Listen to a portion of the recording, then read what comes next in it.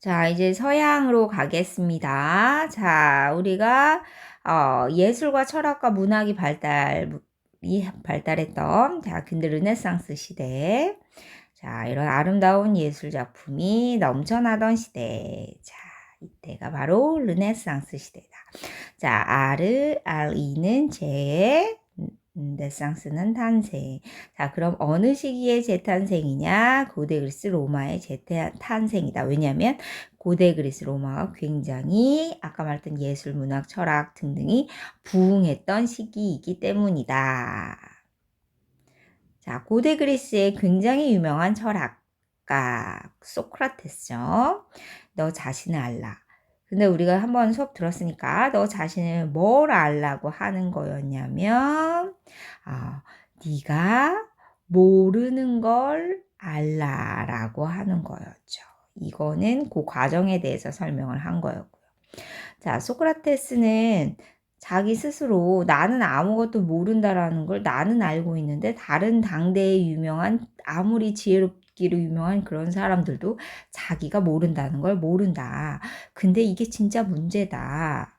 왜냐면 무지하다는 걸 아는 게 진짜 중요하기 때문이야. 자, 그래서 사람들은 자기가 무지한 걸 알아야 해. 자, 근데 우리가 일단 뭔가를 알게 되면 실천하게 되어 있거든요. 근데 암과 실천은 일치한다고 이야기를 했었잖아요. 뭔가 어떤 사람이 나쁜 짓을 했을 때 왜 나쁜 짓을 했냐면 그게 나쁜 짓인지 진짜 잘 몰라서 그렇게 나쁜 짓을 한 거다. 이렇게 얘기하면서 선생님이 흡연가 이야기를 했었죠. 자, 어떤 사람은 담배를 피면서 나 담배 피는 거 알긴 아는데 담배 피는 게 나쁘다는 걸 알지만 나는 담배를 펴. 이렇게 하는 것 자체가 소크라테스한테는 성립이 안 된다는 거죠. 그 사람이 진짜 나쁜 걸 안다면, 만약 본인이 폐암에 걸렸다거나 아니면 매일 폐암 수술을 하는 그런 의사라면 차마 입에 담배를 댈 수 없을 거다라고 얘기를 하면서 알게 되면 실천을 하게 되어 있어. 이렇게 이야기를 한다라고 하는 거죠. 그러니까 이 덕이라는 아래테 뭔가 탁월성, 자기가 해야 하는 그런 탁월성도 알면 실천하게 되어 있어.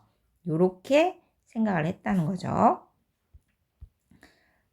자, 그래서 이 행복의 알고리즘을 보시면 소크라테스는 영혼을 가꾸어야 행복하다 이렇게 얘기를 했단 말이죠.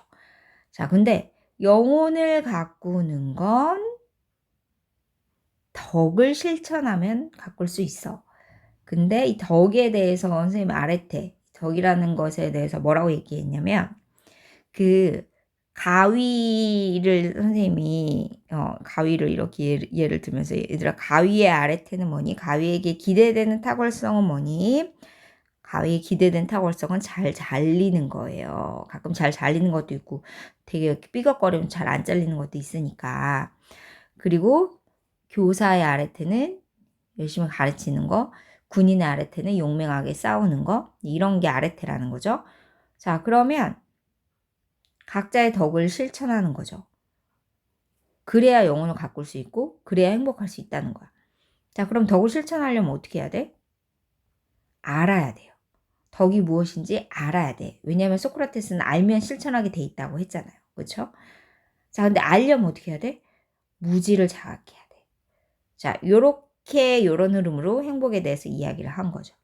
그리고 영혼을 가꿔야 한다, 덕을 실천해야 한다, 이런 얘기는 이제 소크라테스 에서부터 시작해서 뭐 플라톤하고 아리스토텔레스까지 계속 아레테 이야기가 나옵니다.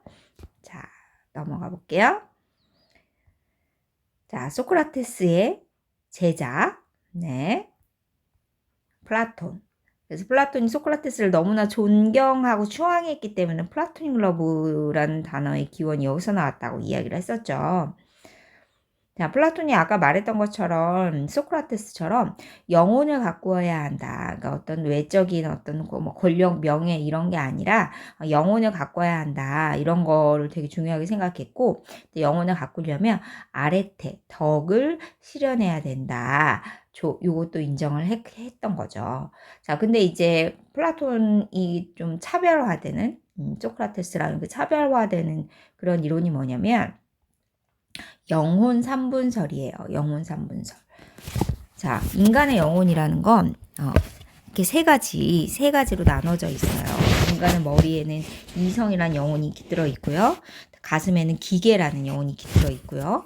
그다음에 횡격막 아래쪽에 욕망이라는 혹은 욕구, 우리가 욕망, 욕구, 이게 뭐 번역의 차이긴 한데, 자, 요런 영혼이 깃들어 있다는 거죠. 자, 그럼 이성이라는 영혼에 기대되는 아래태, 덕은 지혜예요. 지혜로울 것이 기대가 되고요.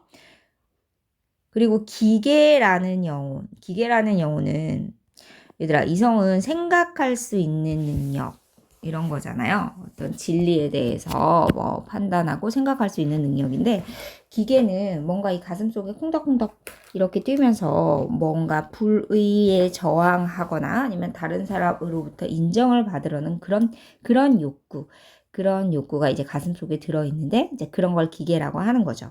근데 기계도 이제 너무 과하게 분출됐을 때 문제가 생길 수 있고, 딱 적정한 정도의 그 탁월함이 기대되는 그런 게 있는데, 그 정도가 뭐냐면 용기라고 하는 거죠. 딱 용기 있을 정도로만 해야 한다. 자, 그럼 횡격막 하단의 이 욕망, 욕구는 뭐냐면 우리가 살아가면서 필요한 어떤 의식주에 관련된 욕망, 본능 이런 거 생각하면 되죠. 식욕, 그다음 배설욕, 수면욕, 그리고 성욕, 그리고 소유욕, 재물에 대한 소유욕까지 여기에 들어가요. 자, 그러면 요런 어떤 욕구와 관련돼서도 마찬가지로 너무 분출되면 문제가 생길 수 있으니까 절제, 아래태. 자, 요게 기대가 된다라고 하는 거죠. 자, 근데 선생님 그때 이야기했던 것처럼 이 절제랑 용기는 컨트롤 타워가 좀 필요해. 그래서 플라톤이 이 두 마리 말로 비교를 했다라고 했죠. 그래서 말 하나가 용기고 말 2가 절제면 이 두 마리 말을 끌 수 있는 마부가 필요하다. 이때 마부는 누가 된다? 이성이 되어야 한다. 이렇게 이야기를 했던 거죠. 그래서 이 이성이 얘네를 잘 이렇게 이끌고 조화롭게 만들면 도덕적이고 탁월한 영혼이 되고요. 자, 그러면 정의가 머무는 영혼이 되는 거죠. 그러면 정의가 머무는 영혼이 돼서 각자 정의로운 사람이 되면 행복할 수 있다. 이렇게 이야기를 하게 됩니다. 자, 요게 플라톤까지였고요. 자, 그러면 아리스토텔레스는 다음에서 갈게요.